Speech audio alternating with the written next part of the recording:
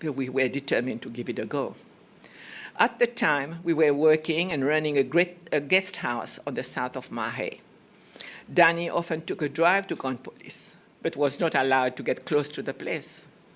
From the distance, he could see his home was still standing. One day, he met up with MacDonald Marengo, known as Tinal, and they got talking about the acquisition of his property. Danny told him that he wished he could at least visit the property again to relive, hopefully, some childhood memories. Tinal gave him permission to enter the property. A happy Danny quickly took the chance. Together with myself and Tinal, we walked around his house as the memories of his childhood engulfed him as he broke down and cried. Nevertheless, he was happy that the house was more or less still the same, with a couple of partitions to accommodate officers, because by that time the army had taken over completely.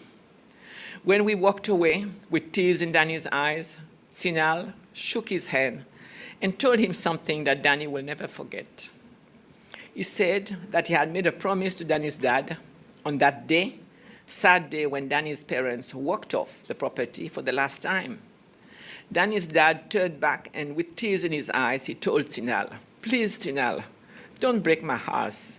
I built it with my own hands for my family." Tinal promised Raymond this and said he would keep that promise for as long as he lived. And he did. So Danny was happy that he had permission to visit the place and go fishing at night. But every time he wanted to go onto Gun Police, he had to tell Tinal, and he in turn told the guards on duty. At that time, Danny lived for those moments. One day, we got a visit from former President James Montcalm, who apparently just got back from visiting Gun Police. He said, "What a magical place," an island on its own. While talking, he asked whether we had received any compensation for Gun Police. We said no, and that was one of the reasons we came back. He asked whether we wanted him to help us. Of course, we accepted, as we knew then he had good contact with Albert and his government. So the next day, we went to his office to start the process. While we were there, he made a private call to Albert René, and he put his phone on speaker. After greeting Albert like greatest friends, he told René, and I quote, "I have with me in my office Danny Deltel and family. He's in the process of claiming the return of Gun Police." Albert René's answer was, "The Deltels have got none and never had property in the Seychelles." This angered Danny immensely. As far as we know, James Montcalm wrote letters to government concerning our case. At one stage, an amount of 2.5 million rupees was offered, which was a complete joke and an insult for a property worth a few hundred million. Of course, the family turned this ridiculous offer down. The case then went cold. We personally tried to contact the land department. Miss Melly, who is now deceased, kept telling us that they were working on the matter. This went on for months. At that time, Mr. Montcalm was very busy with politics, and we did not hear from him, so we went directly to the government ourselves. We conducted a meeting with the minister, who at the time was Mr. Dolo Nesta, and a couple of other people, including Patrick Lablache. In that meeting, Danny was offered 6 million rupees, compensation for his dad. Danny refused, got up and told them they've had the property all these years and that they can keep it, and walked out. I followed him. On our way home, we got a call from Mr. Lablache, who told us that there had been a change in decision and that they were now prepared to pay 14 million rupees as compensation, to be paid by 6 months installments over a period of 5 years. It was a take it or leave it offer, they told us. We told Mr. Lablache that this was a decision for Raymond, Dad, must make himself, and that we needed time to contact him. We did. Danny himself was not at all happy with the offer, but after discussions with his siblings in Australia, who in turn spoke to the parents, it was decided to accept the offer. Danny's dad, at the age that he was, and with the little quality of life he had left, decided to accept the offer for loss of income, for the mental stress and emotional stress he had endured.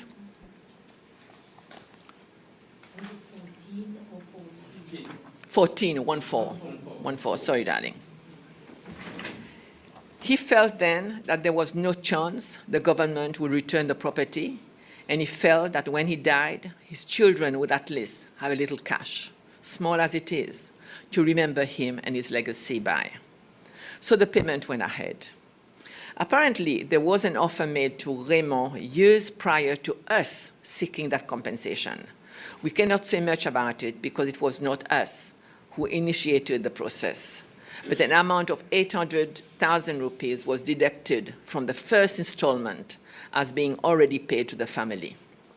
A disgusting gesture on the part of an illegal government, but what could we do? The first installment was paid on the 12th of June, 1998. The second installment came through on the 12th of December, 1998.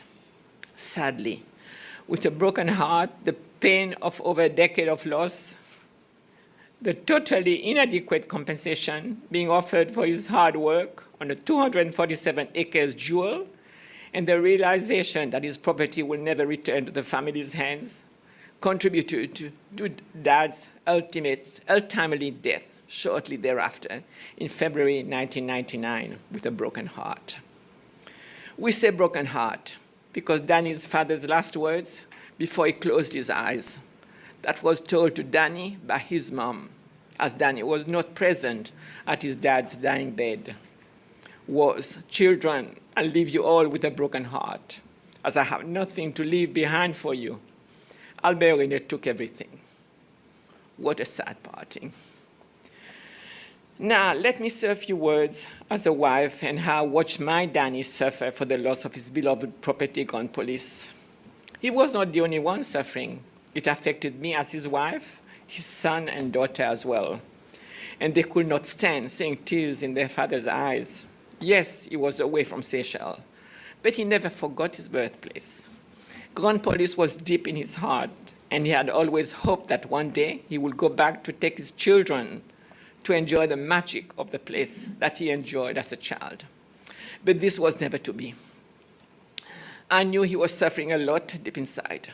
The proof of his suffering came the day, 5 years ago, I got a call from someone at Grand Police that they were breaking down the house, and if Danny would like to come have a last look. I asked him. He was quiet for a while, very emotional, crying.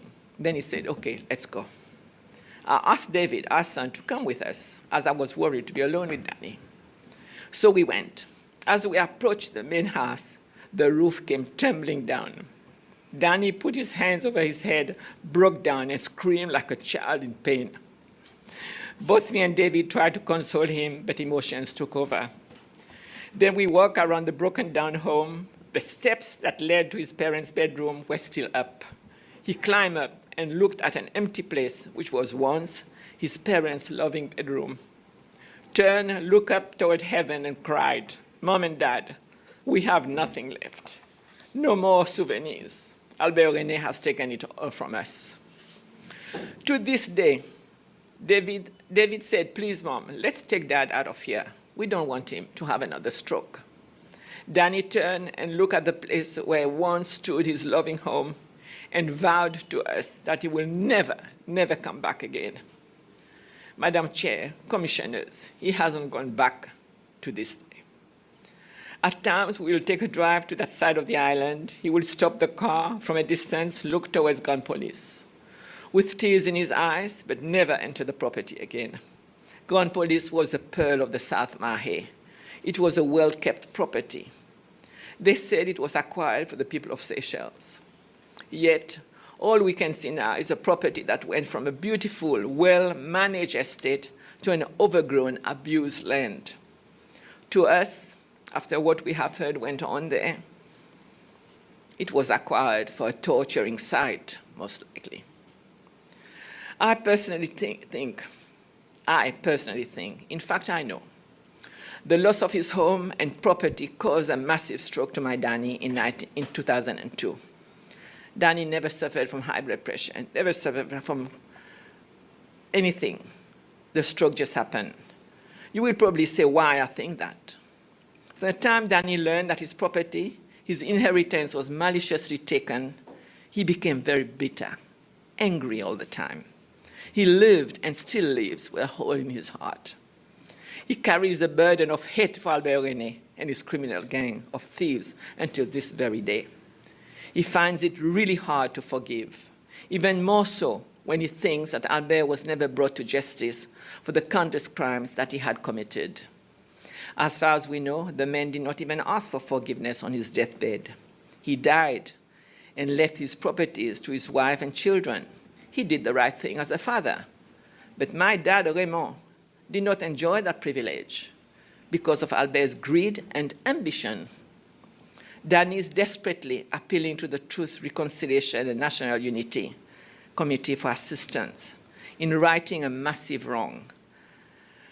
His words, I, Danny, seeking either the return of our family land or a much, much more adequate compensation for 247 acres of paradise that I still call home.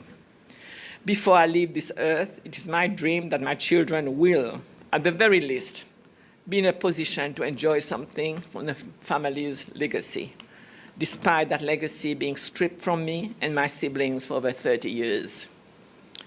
With your permission, Madam Chair and the commissioners, his words. I, David Daniel Deltel, would like to end with a small message for the current president, Mr. Danny Faure, and his government. Mr. Faure, like you claim yourself that you were just a teenager when Albert illegally overthrew the government of the time, and that you hold no responsibility for that, we implore you today, as a responsible president, to do the right thing. It is never too late to make a wrong right. Let us know what has happened to that property. As we have heard, it has been sold for millions and millions of dollars. The recent sale was done on the 11th of May, 2015, to a company by the name of Lumington Investment Seychelles Limited, registered in the Virgin Islands, for $3 million. No details of the shareholders available here in Seychelles. Who benefited out of that sale? That is a big question. Whatever the current situation is, please return the property to its rightful owner, the Deltels, if at all possible. If not, compensate fairly for the incredible losses that the Deltels have endured. As the Commission is granting an opportunity for those who have done wrong to come forward and repent, we, as a family, are offering the same opportunity to you, Mr. President, and your government to repair some of the damage caused by the greed, ambition, and spite of a dictator and his gang of criminals. Please help me and my family. It is never too late to do the right thing. I thank you in advance, Mr. President. Madam Chair, Commissioners, we thank you for listening and allowing us to tell our story. May our Lord send all the blessing on each and every one of you. Keep up the excellent work. Thank you. Thank you very much. Thank you for giving us such a comprehensive overview of the situation. I mean, one thing is, why did they take the land? What was the national interest in taking? Don't know. If only you could visit the land, it's actually a disaster. Amazon forest is more, it's a waste, such beautiful piece of paradise. I mean, it's very sad, you know, that they took it away from the family in the national interest, and it's a wasteland now registered to a company in the Virgin Islands. We don't know who they are. Being registered in the Virgin Islands makes me suspicious to begin with, right? Exactly. Who's registered that property? We don't have, unfortunately, Madam Chair, we don't even have details. At one station we came back Seychelles, we could not find nothing, not a file on the gun police. You know, Michael? Kerif. It sounds Arab, right? Abu Dhabi.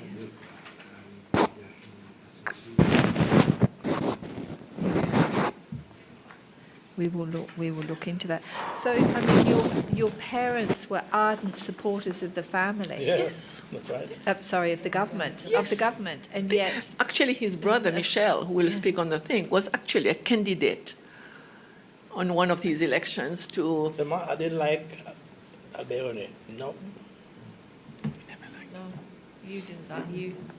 You had insight maybe that other people didn't have, right? Because apparently he was a very charming, persuasive person. Yeah.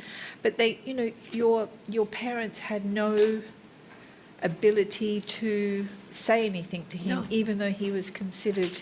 No, they were so much involved in his belief, whatever Albert told them. His mother adored the man, adored the man. And that was the first batch of properties they started taking was the Deltals, with nothing left for them.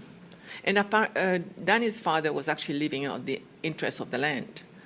What he had was copra, oil, things like that. He didn't have a big sum of money, you know, for him to actually say, okay, I'll go immigrate somewhere else. So when he got to Australia, he depended on all his children there. When they acquired it, how much of it was developed? Because they had this idea that if it wasn't developed, it was worthless. Maybe that nothing. Yeah. Well, we had a house on, definitely, and it has calorifer, as they call it, because they were doing copra and oil and things like that. It was a very profitable property, actually. Right, Papa? Yeah. Okay. And why did they, do you know why they decided to demolish the house 5 years? It was only 5 years ago. At the end? Yeah. I don't know why. No reason was given, truly. Because they're not doing anything with it. Nice house, huh? We had it. It was a beautiful house, 4-bedroom house, and I'm sure Michael must have gone there for walks and things like that. He knows very well. You said the house was demolished only 5 years ago? Yeah. That's right. Because I know Yeah. the place well. I go Yeah. walking Oh, yeah. around there. It was fairly 5 years often. ago. But Yeah. All along, it was I there. do remember that house, but Yeah. it seemed longer than that. No, I would say it's been. it was about 2015 Yeah. or Okay. 2014, something like that, you know, that was... I think the reason they gave for the demolition was that it was made of asbestos sheeting. that could be, Michael, you're right, yes, that could be. There was a point when they started this get rid of the Yes. asbestos Yeah. campaign. And Yeah, that could be the reason, you're right, yeah.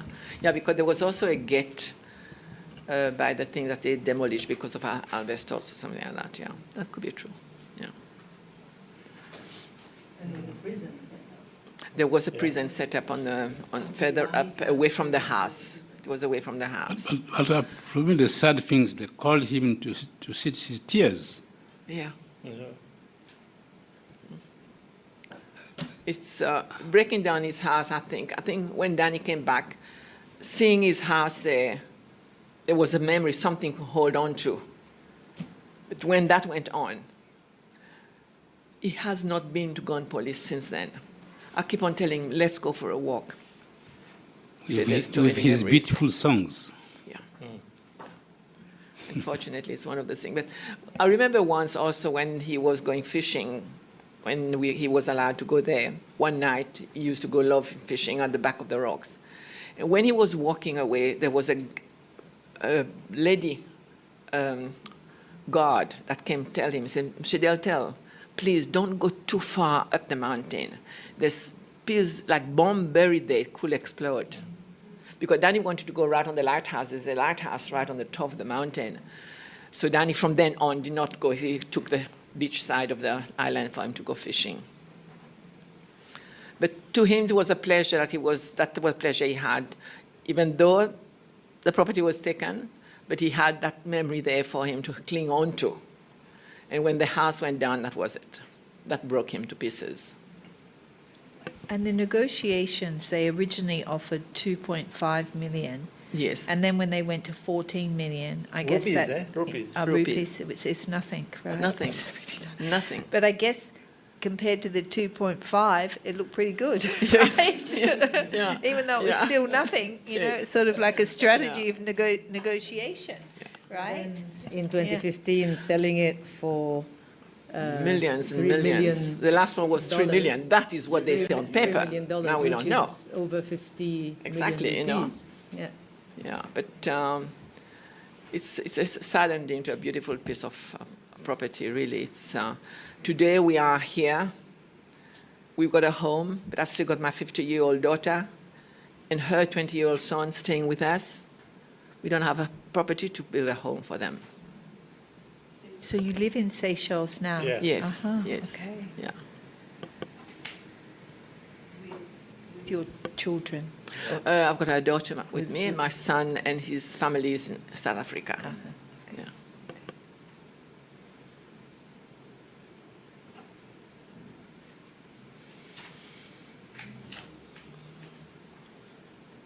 I think if you need any more papers, I think his small brother, Alan, sent you a lot of documents, which I don't have, maybe because, you know, with years with fax machine, it's just Erase. fade away and things like that, you know. So your parents were staunch supporters. You didn't like Albert Rene. Oh, no. Was that known that you didn't like him, or? I don't think so, because, I mean, we left in 1969, and Danny was never part of any political parties, for that matter, you know. But his parents was, definitely. And like I said, his brother Michel was a candidate for Takamaka. I remember one of our first hearings, we had Bernard George here, and he talked about arbitrary acquisitions, and he mentioned the Deltels. Yeah. He said, look at the Deltels, it was an arbitrary Yeah. acquisition. I mean, it's sad when it's your family property. I Yes. think. Yes. Albert Rene, when he died a poor man. You believe it? I don't believe it, right? I saw the will. Someone put it on Facebook or something. I saw it. I don't believe it. I think it was clever, right? Hiding assets. Raymond was a broken man. I mean, I think Michael knows the story, and the family will talk about him. He was a sad man. For him, his property, his gun police was his life. And for him to go and live in another country and think about it is heartbroken. Heartbroken. When you were saying that you were riding your bike and then you stopped at the rally, and that Albert Rene said that when he will be in power, he will acquire the Delta property. Was it before you were able to talk to your dad, when the army was already on the land? No. No, at that time it was about 67. He was not even, it was still early in life. We're still dating. We hadn't left for South Africa, you know. But he was doing political rallies every now and then, you know. And Danny, your parents were not aware of the plan of Danny Albert? went to tell them, but they don't take any notice of it because they believed in the man, that it will never happen. Like I tell you, when Danny told his mom that Albert will take his property, she was very upset with Danny for saying that, you know. She said, because I am an SPUP, I will die one. I think there have been cases also where Albert Rene befriended a lot of people, but when he came to power, we have many cases here when then later he will acquire the land of these people. Yes. Though they were friends, very good Yes, friends. very good friends. Bishop, every weekend, when we were there as we watched them, every weekend they were on the property, they drink and food galore. They brought in movies and things like that I watched with that old-fashioned one. All this was done there. It was like a big happy family. But Danny did not like it. And when he questioned his parents, they were a little bit saying, oh no, you listen too much things going on outside. You must not listen to those things. He's a good man, you know, things like that, unfortunately. Albert Rene has always been a very good strategist. Yeah. Definitely. He knew what he had to do. Yeah. But again, like Danny once said, if he had come back here and find the property developed, build homes for for people here, he would not have felt so bad today. His heart would not be so heavy. But to see the property, the condition it's in now. Why did you took it from a family? Why? Yeah. And I mean, the terrible thing about it also is the connotations now of Grand Police, right? It was a place where many people were taken and beaten That's and it. tortured. That's it. You know, and Like I left, said, left for dead. was that on his mind all along when he acquired the land? For him to torture people there? It's a big question. Yeah.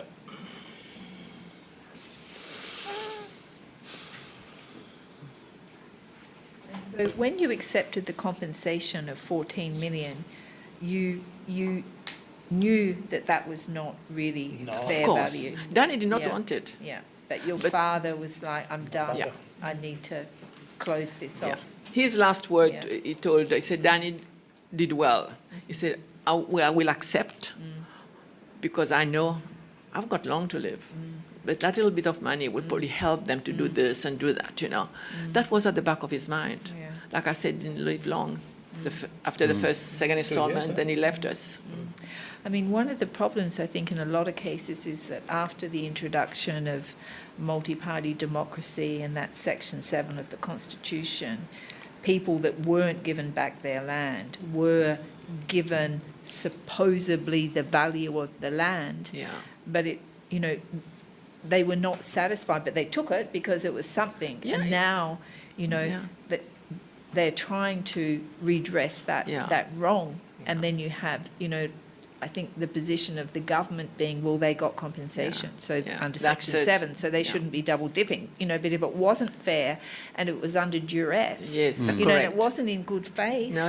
you It know, was then- take it or yeah, leave it. That yeah. was the last. Yeah, a lot of people had talked about that take it or leave it, then, you know, they didn't really abide by the constitutional obligation Exactly. that they had at that time. So we would like to know what have they done? Have they actually sold the lands for how much? Or the only thing on the record was that last one, 2015. The others, we don't have any records whether it was destroyed or put away. They not want us to know. We'll do some forensic investigation into this and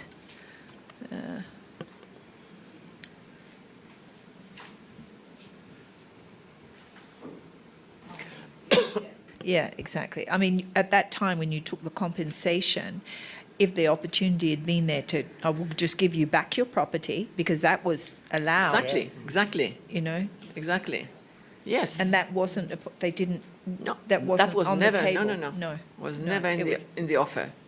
But they were not using, what were they using the, Nothing. They were just there as the army. yeah, They were just there, and what as they a were training doing there, camp, an army training camp. you couldn't tell. Really, you couldn't tell. I think there's only two men working there. So they hadn't actually developed it, so under the Nothing. Constitution, there should have been the option for you to get it back. Yeah, surely. I mean, it's nothing going on there. Why not give it back Yeah, to us? yeah. Because the 14 million really was actually mostly was for the loss of salaries for his dad, because he was living off the property, you know, the interest of the land.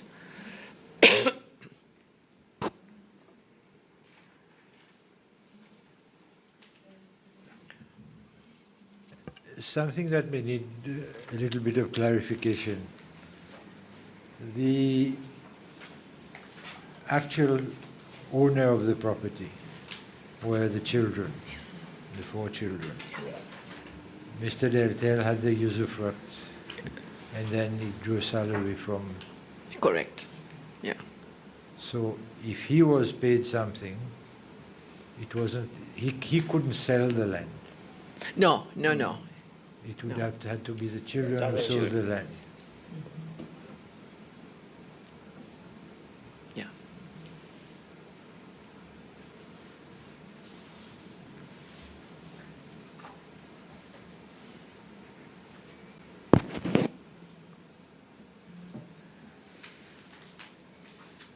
But maybe from the land department, you might have a big file with all the letters and things like that, which maybe we don't have at the moment, you see. But I know Alain, his younger brother, has got a Yeah. lot of letters that he can let you guys have copies. I mean, we will call Patrick Leblache, I think, in this case. Yeah, maybe Because he was obviously he will come with a involved. file.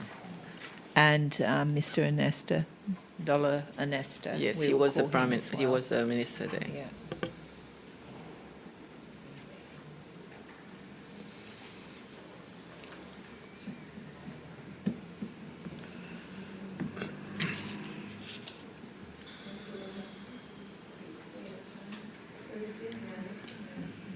Thank you very much for Thank your you, Madam Chair. presentation. It's very clear, and thank you for presenting the whole picture.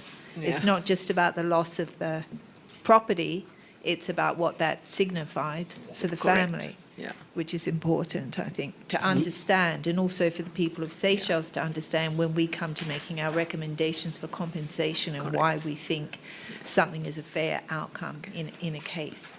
And that's primarily what we are concerned at doing, is making fair recommendations, taking into account the circumstances and the impact of acts on the lives of people. Thank you. So Madam thank you for giving us the context. So sometimes people will they'll hear about acquisition of property. Some people fail to understand the emotional part of losing something Yes. Yeah, that's over it. years. It's not That's it. material things, but That's right. people yeah. are attached to things. Yeah. Of course. You know, when you're such a young man and you're given something, and then when you reach 70 odd years, that's when they tell you the land does not belong to you, it belongs to the people of Seychelles. I mean, that's something no one wants to go through that. You know, it really, really killed his dad. He was in Australia, yes, but his heart was not there. He had no option to be there. You know, his heart was with his gone police.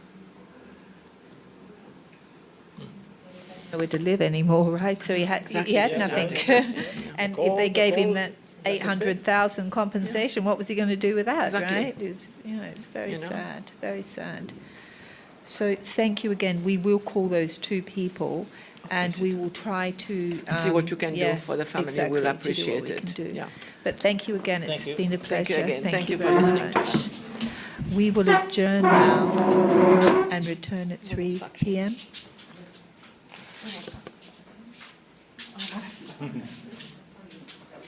Okay, thank you very much. Thank you. All Keep up the right. good work, guys. Okay, we're behind you all the time. Thank you.